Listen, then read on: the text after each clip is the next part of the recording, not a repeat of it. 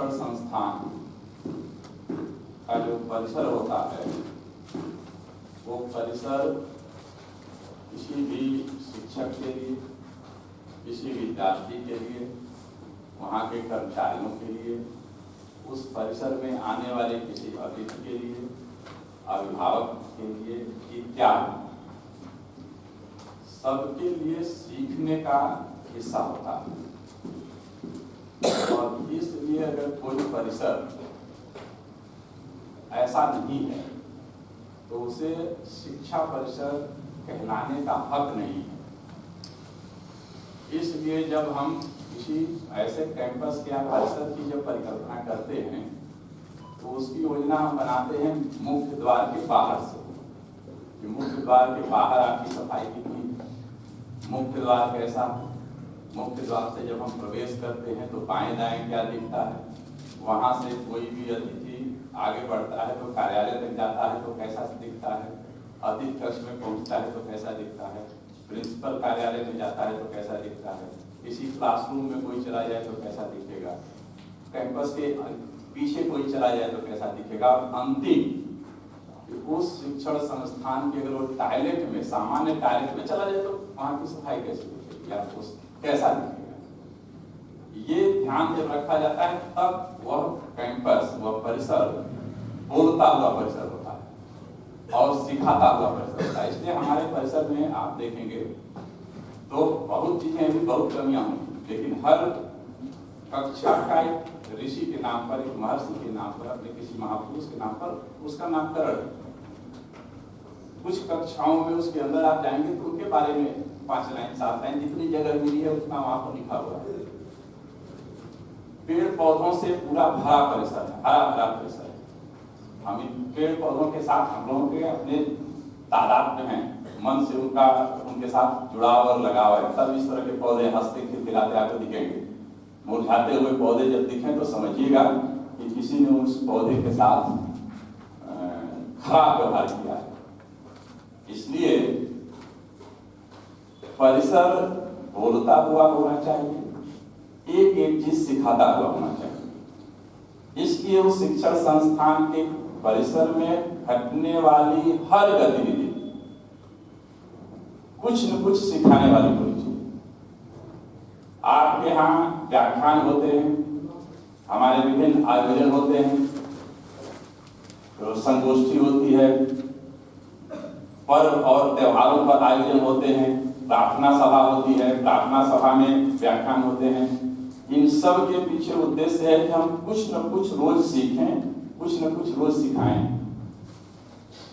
यह राष्ट्रीय संगोष्ठी या इस तरह की कोई भी जो राष्ट्रीय अंतर्राष्ट्रीय संगोष्ठी हम करते हैं, तो ये राष्ट्रीय संगोष्ठी या अंतर्राष्ट्रीय संगोष्ठी भी आपके सीखने का की कक्षा है कि हमें किसी भी संगोष्ठी में मंच पर कोई अतिथि, क्योंकि कल के डेट तिथि में आप ही अतिथि बन सकते हैं, तो हमको मंच पर कैसे आना चाहिए।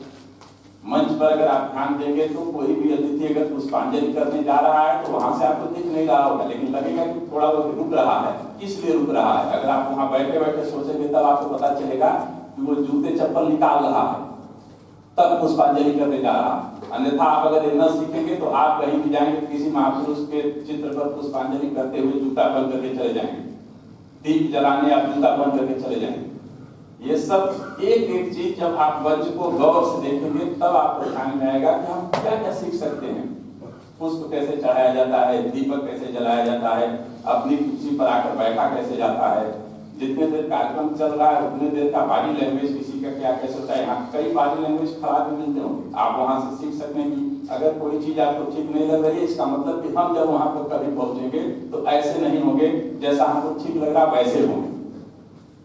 ये चीजें तब सीखने में मिलती हैं जब हमारा ध्यान इस आयोजन और कार्यक्रम के शुरू होने से लेकर के पूर्ण होने तक हमारा कार्यक्रम, हमारा ध्यान सीखने की ओर होता है। किसी अतिथि का पूरा वक्तव्य हमारे समझ में आए कोई जरूरी नहीं। हम यहाँ बैठे हैं, संस्कृत में भाषा हो रहा है, हमको समझ में थोड़े आ रहा है, हम संस्कृत नहीं जानते। हम बैठे हैं, अंग्रेजी में कोई बोल रहा है, हमको नहीं समझ में आता, लेकिन इतना तो हम जानते हैं कि अंग्रेजी बोलने वाला कैसे बोल रहा है, उसकी बॉडी लैंग्वेज क्या है, वो उसके कहने के पीछे उसका हाव भाव कैसा है, ये सीख सकते हैं। अच्छा लग रहा है तो ग्रहण कर लेंगे, खराब लग रहा है तो सोचेंगे कि हम जब आएंगे ऐसा नहीं करेंगे। इसलिए अगर इस पूरे 2 दिन के आयोजन में आप समय दे रहे हैं, आपका समय जा रहा है, तो आप इस कॉलेज में करीब 2700 विद्यार्थी 2700 विद्यार्थी में से औसतन 1200 विद्यार्थी पढ़ने आता है, 1200 प्लस माइनस तो आप कर सकते हैं। और उनमें से 300 विद्यार्थी 297 विद्यार्थी चुन करके इस सेमिनार में रखे गए। तो बाकी जो हमारा विद्यार्थी है वो तो खाली है, कल भी खाली था, आज भी खाली है। और आपने कल भी 6 घंटे का समय दिया, आज भी 4, साढ़े 4, 5 घंटे का समय घर से लेकर और जाने तक लेंगे तो 6 से साढ़े 6 घंटे का समय आपका जा रहा है। हो सकता है कि इस 2 दिन में जो विद्यार्थी यहाँ नहीं आया वो सबसे उस 6 घंटे का उपयोग आपसे अच्छा करके अपनी पढ़ाई पर दे दिया, तो आप उससे पीछे हो जाएंगे। उसकी बराबरी करना है तो अगर उसने 6 घंटे अपनी पढ़ाई पर दे दिया और आपने यहाँ करके जो मैं कह रहा हूं ये आपने सीख लिया, तो आप उस पर भारी पड़ जाएंगे। क्योंकि पढ़ाई तो कभी भी आप कर सकते हैं, ये आप कभी भी नहीं कर सकते, या केवल जब इतना खर्चा करने के बाद जब ऐसा आयोजन किया जाएगा तभी आप सीख सकते हैं। जो वो विद्यार्थी नहीं सीख सकता जो इसको देखा ही नहीं है, वो पढ़ करके इसको नहीं सीख सकता, तब आप उस पर भारी पड़ेंगे। अन्यथा आप उससे पीछे होंगे, कोसों पीछे दूर होंगे। जो विद्यार्थी इस 2 दिन को छुट्टी मना ले रहा होगा वो आपसे तुलना ही नहीं कर सकता, वैसे भी पीछे छूटा हुआ है। इसलिए जीवन में कोई भी क्षण, कोई भी समय, कोई भी आयोजन को सीखने की ओर अगर आप देंगे तो आप बढ़ते चले जाएंगे, आप बड़ा होते चले जाएंगे। और अगर ये ध्यान न देंगे तो जहां है वहां रहेंगे या उससे पीछे होते चले जाएंगे। एक हिस्सा तो ये है जो आपके अपने जीवन के और उसके व्यक्तित्व से उससे जुड़ा है वाला हिस्सा है, जो हमारा बार बार आग्रह रहता है। हम ये आयोजन इसलिए नहीं करते कि कुंभ का आयोजन कोई जरूरी है कि कुंभ का आयोजन हम लोग नहीं करने। हम कुंभ का सेमिनार शहर के किसी ऑडिटोरियम में कर सकते हैं और शहर के 500 लोगों को बुला करके वहां 2 दिन एंजॉय कर सकते हैं, अखबार में छप सकते हैं, प्रसिद्धि प्राप्त कर सकते हैं। लेकिन विद्यार्थी को बैठा करके सेमिनार अगर हम कर रहे हैं तो इसका उद्देश्य होता है कि हम अपने कॉलेज के विद्यार्थियों को इस सब आयोजन के माध्यम से हमने एक और शिक्षा देना चाहते हैं जो हम कक्षाओं में नहीं दे सकते। लेकिन वो अगर आप सीखना नहीं चाहेंगे, अगर आपको इस समझ में नहीं आएगा तो पूरा आयोजन उन लोगों के लिए होकर रह जाएगा जो सीख करके चले जाएंगे। इसलिए मेरा एक हिस्सा ये है। अब दूसरा हिस्सा आप हमारा समझिए। कॉलेज केवल जितने लोग बैठे हुए हैं इनमें किसी भी व्यक्ति को कोई शहर का व्यक्ति के नाते नहीं जानता। समाज जानता है महाराणा प्रताप महाविद्यालय, महाराणा प्रताप डिग्री कॉलेज को। इसमें प्रिंसिपल होंगे, उसमें शिक्षक होंगे, उसके विद्यार्थी होंगे। किसी व्यक्ति की इज्जत या प्रतिष्ठा जाती है तो वो कोई बहुत बड़ा हिस्सा नहीं, वो उसका इंडिविजुअल हिस्सा होता है। लेकिन जब किसी संस्थान की प्रतिष्ठा जाती है,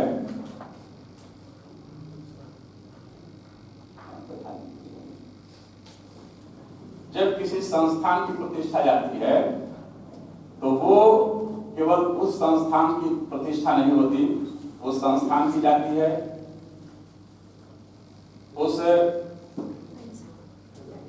संस्थान के चलाने वाले लोगों की जाती है,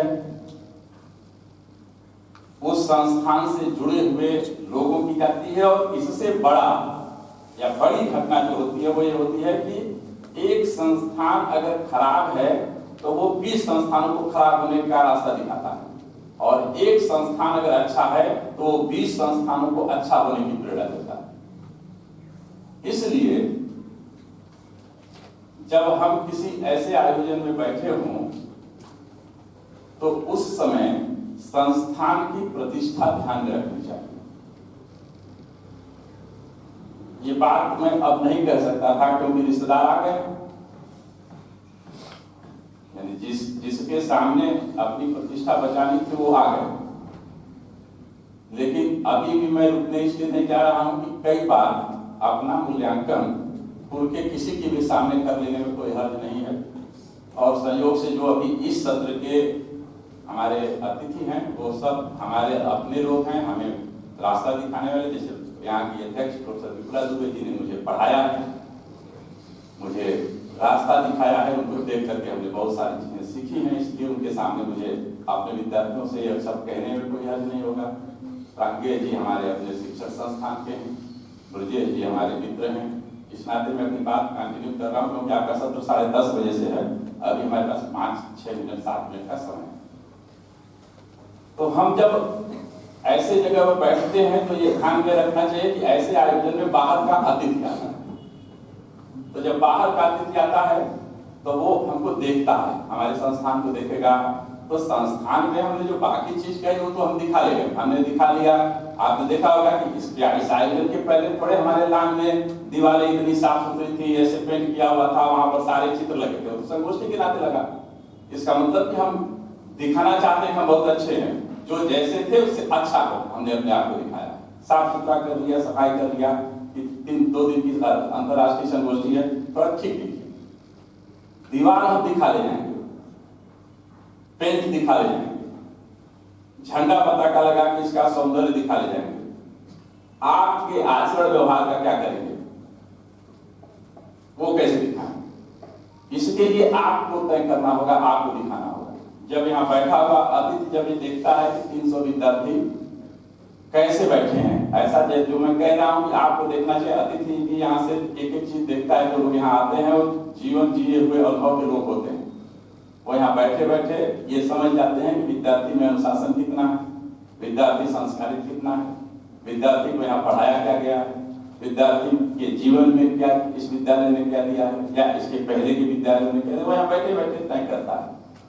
तो हमारा आग्रह केवल ये होता है कि हम लोग सामान्यतः हम जिन परिवारों के लोग हैं उसमें 3 स्थिति होती है। एक होती है कि जैसा हम हैं उससे खराब दिखें, एक होता है कि जैसा हम हैं वैसा दिखें, एक होता है कि जैसे हम हैं उससे अच्छा दिखें। तो आप अपने व्यक्तिगत जीवन में यहाँ बैठा हुआ शायद कोई होगा जो जैसा है वैसा दिखता होगा। अगर वैसा जो लोग दिखते होंगे वो प्रसन्न होंगे, उनके जीवन में कोई समस्या होगी। हमेशा आप जैसे हैं उससे अच्छा दिखना चाहते हैं, न दिखना चाहते तो बाल को झाड़ते हैं, न दिखना चाहते तो अच्छा कपड़ा क्यों चुनते हैं, न दिखना चाहते तो जूता पालिश क्यों होता है, जैसे वह चल देते हैं, लेकिन आप अच्छा दिखना चाहते हैं, इसलिए सब करते हैं। तो अगर आप अपने को जैसा है जब घर से निकलते हैं तो उससे मैडम को यहाँ ले लीजिए,